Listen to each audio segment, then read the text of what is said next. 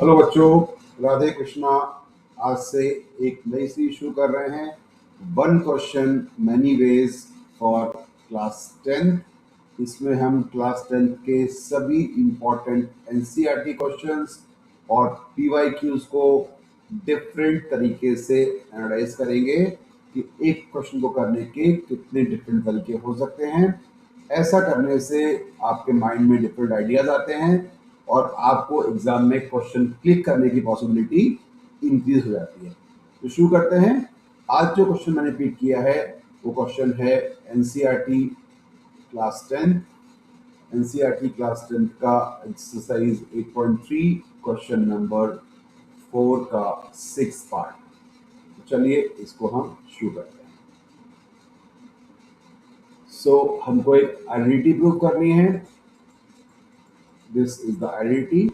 तो इसको करने का जो सबसे स्टैंडर्ड अप्रोच है जो आप लोग यूज करते हैं, इसे हम मेथड नंबर 1 बोल रहे हैं। आप डिनोमिनेटर को रैशनलाइज करते हो और डिनोमिनेटर को रैशनलाइज करके आप इसको आगे बढ़ाते हो।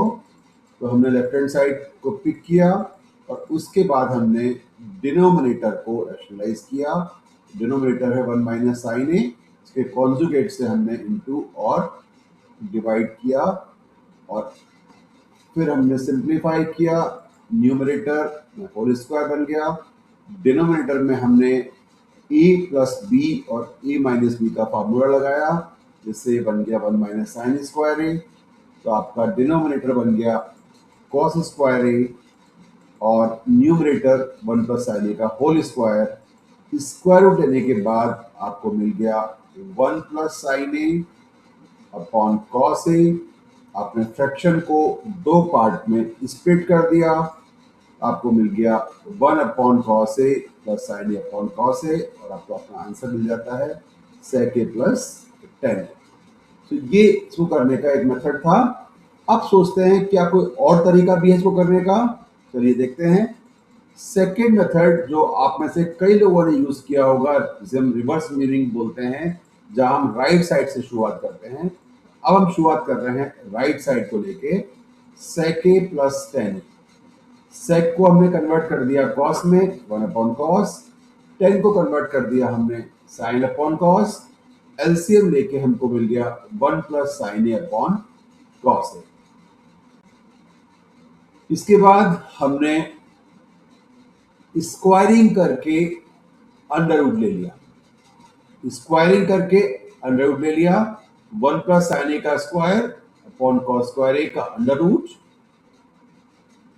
आगे बढ़ गए। इसके बाद हम कॉस स्क्वायर ए को पुट कर दिया हमने 1 माइनस साइन स्क्वायर ए। इसके बाद हमने डिनोमिनेटर का फैक्टराइजेशन किया a plus B into A minus B formula से।